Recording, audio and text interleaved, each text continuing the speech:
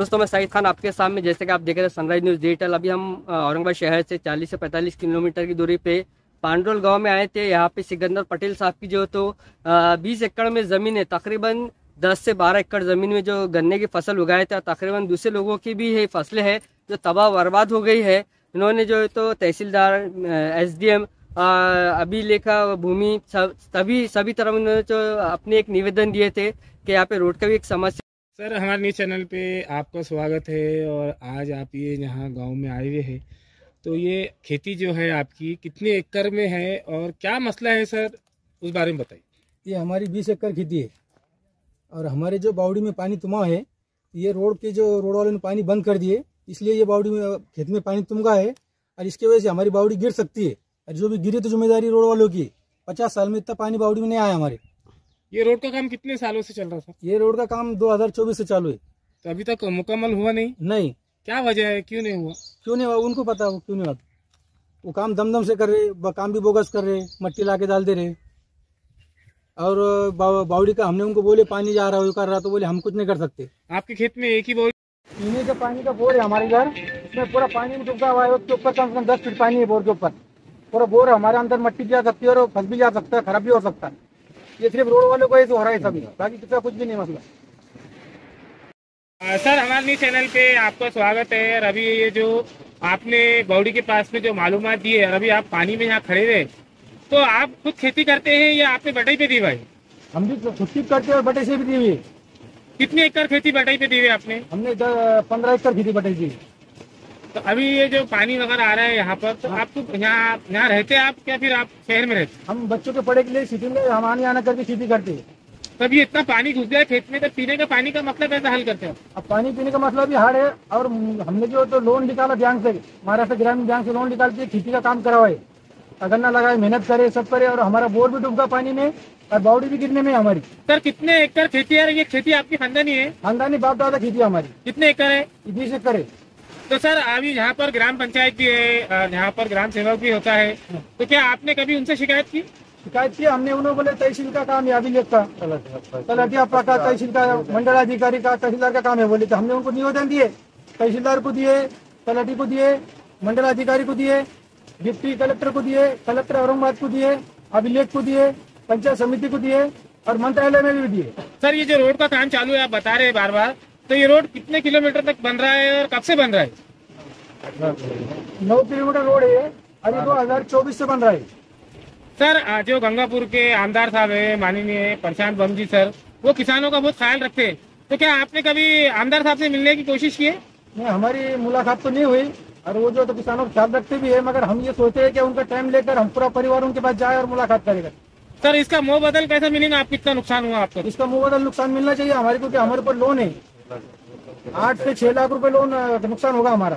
क्या नाम है सर आपका? शेख सिकंदर मुनीर। गाँव का नाम बोलिए यहाँ के। Pandrol, taluka Gangapur. Thank you. Okay एक मिनिट रन.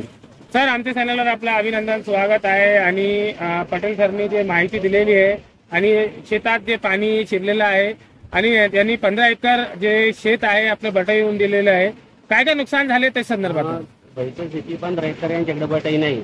त्यांनी बचत गटाचं गावात येते गटाचे पैसे व्याजाने काढून आणि शेतीमध्ये ऊस लावला आणि त्या ऊसामध्ये आता सध्या 3 ते 4 फूट पाणी 2 महिन्यापासून साचलेलं आहे. आणि या शेतकऱ्याची आज बोलायची बी मानसिकता नाही राहिली. त्यांना चॅनलवर कसं बोलावं कसं नाही, त्याच्या तोंडातून आवाजच निघून नाही राहिला. नुकसान झालेलं एवढं. आणि यांची 15 एकर शेती आहे. शेतीच्या बाजूने आपली 2 एकर ऊस आहे. त्या ऊसामध्ये बी 3 फूट पाणी साचलेलं आहे आणि ते 2 महिन्यापासून पाणी साचलेलं असल्यामुळं आम्ही वारंवार त्या ठेकेदाराला सांगत होतो का बा तुम्ही नळ्या टाका आणि हे पाणी काढून द्या. तो ठेकेदार म्हणतो टाकतो. 2 महिन्यापासून आम्ही पाठपुरावा करून सुद्धा ते काम पूर्ण करायला तयार नाही. आणि इथं टेंबापुरी धरण आहे, त्या धरणाचा एक चारे आलेले आहे.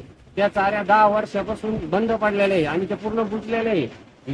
या शेतकऱ्याचंच नाही नुकसान झालं, इथून पुढे 3 ते 4 किलोमीटर अंतरापर्यंत असं पूर्ण शेतीमध्ये एवढंच पाणी साचलेलं आहे. त्या चाऱ्या बुजलेल्या असल्यामुळं सगळ्याच्या कोणाच्या कपाशीत पाणी गेलं, कोणाच्या ऊसामध्ये पाणी गेलं, कोणाच्या ज्वारीमध्ये पाणी गेलं, सगळे पिकाचं नुकसान झालं.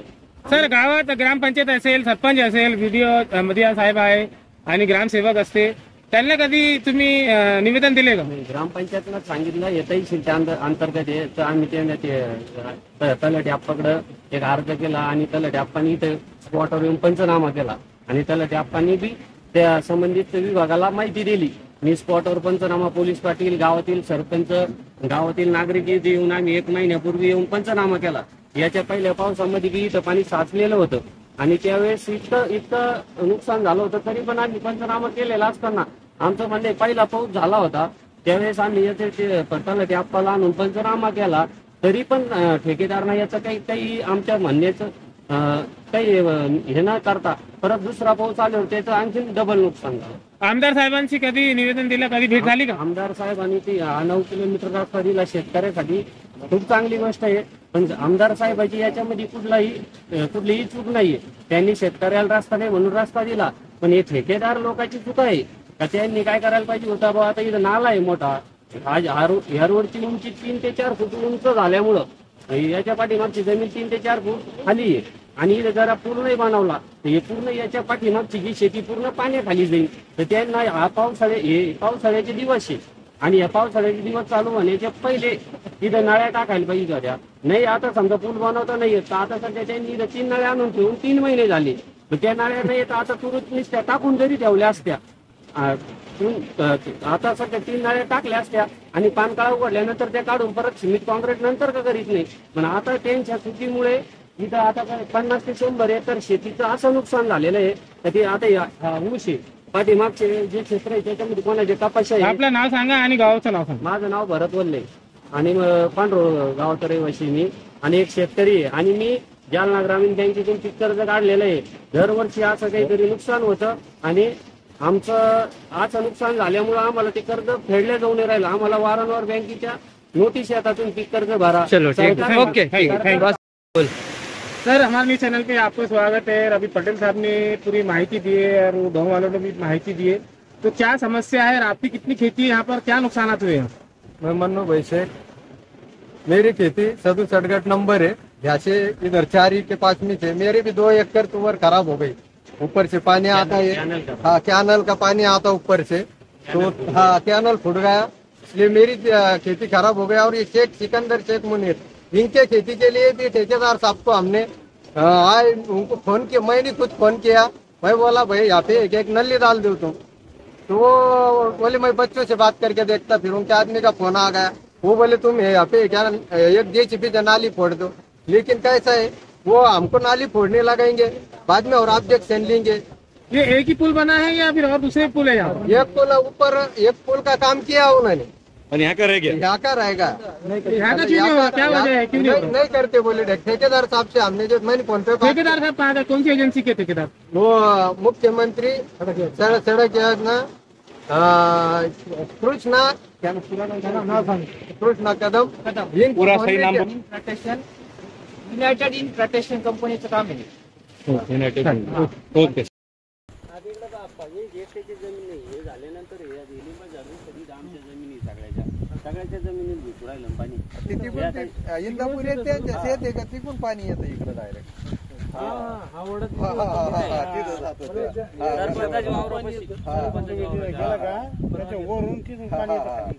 आणि काय झालं, आपला कॅनल आहे का बुजल्या गेला, त्यामुळे ते पाणी सगळं कॅनल बुजल्यामुळे कॅनल कसं काय बुजवला का बुजल्या गेले आपोआप गाळानं. आता तिथं ते अशी आपण ग्रामसभेत घेतला आज त्यांना एक द्यायचं आपल्याला पत्र पाटबंदर त्याच्यात आपण हा मुद्दा नाही घेतला ना कॅनल याचा नाही घ्यायचं ग्रामसभेत नाही घ्यायचं.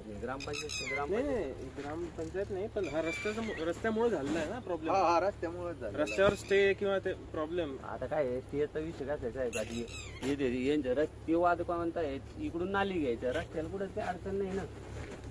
मी ठेकेदाराला फोन केला, मी नंबर दिला, रस्त्यावर कामावर स्टे असं काहीतरी बोललो तुम्हाला. काम कसं चालू आहे? मग या जर काम बंद केलं तर स्टे म्हणलं हे म्हणते ना आता एवढ्या पट्ट्यात बंद असं काहीतरी म्हणलं.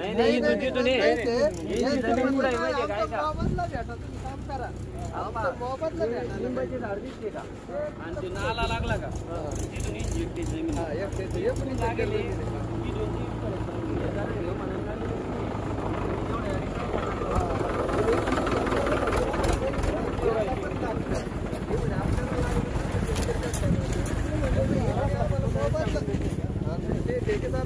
टाकून देणार नाही. त्यांना काय राग आला हा. राग आला हा. ते नाली करून नाही दिली त्याचा हा. राग आहे. हा बाकी काय नाही. हा. नाली कुठून नव्हती करून आधी दाजी जशी मारली इकडून का इकडून मारायची होती याच्याला हा. हे म्हणे बुवा, हे म्हणे बुवा, माझं एक तर एवढं गेलं मग तुम्ही अनेक माझ्याकडे सरकू राहिले तुम्हाला मोबदला दहा भेटल्यानंतर फूट करा जमीन तिथून सुरुवात झाली 1.5 एकर क्षेत्र याच्यात चाललं. हा हे रोड मध्ये जायला 10 फूट जर नाली तिकडे गेली 1.5 एकर. पहिलं बी यायचं म्हणणे हा रस्ता झाला आम्हाला काही याचा मोबदला भेटला नाही काही नाही. हे पूर्ण आमच्या जमिनीतूनच झाला. म्हणजे हा जो बांधल्या गेलेला आहे सुरुवातीला यांच्या वडिलांच्या ज्या आजोबाच्या काळात आहे ना तर आमच्याच जमिनीतून झाला आणि आता परत 10-1.5 एकर घ्यायची पहिली गेली आमचं जास्त नुकसान होतं. आम्हाला मोबदला द्या जसं आणि ते याचं तेवढं म्हणणं यांचं तुम्हाला- म्हणणं आहे ते 10 फूट रोड द्यायचं रुंदच यांचं करायचा असला तर मग आमचा अजून 10 फूट घ्या पण नुसतं खाली व्हायला टाकी का रोडला काही अडचण तर येत असेल तर घ्या म्हणजे म्हणजे परिचार करायचं. हा. त्या दिवशी तसं झालं तर मी इथं आलतो तर हे पाणी रस्त्यावरून जात होतं हे बंद होतं नळी. मी म्हटलं हे इथं पूल नाही बनवायचं का ते म्हणते आता ते पूल नाही बनवायचं म्हणते नालीने खणून दिली म्हणे आम्हाला इथून तिथून ते पूल नाही बनवायचं म्हणे डायरेक्ट असं म्हटलं मला ते म्हणे आधी इकडल्या नळ्या उचलून येणार तिकडून येणार म्हणे इकडे पूल नाही बनत म्हणे असं म्हणलं आडून पाहिले म्हणे डायरेक्ट. तेव्हा ठेकेदाराला कॉन्ट्रॅक्ट कुठून मिळतो पंचायत समितीला याच्यातून हे आता हा कसं प्रधानमंत्री मधून का का मुख्यमंत्री रोडवर पाणी चाललं त्या दिवशी हा त्याच या इथपर्यंत पाणी होतं ते बरोबर.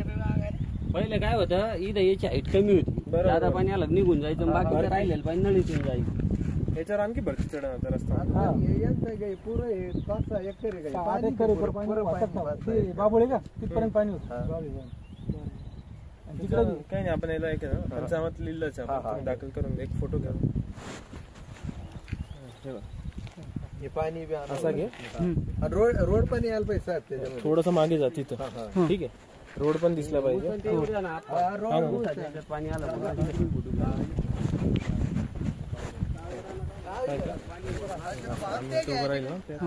थोडा दिसला पाहिजे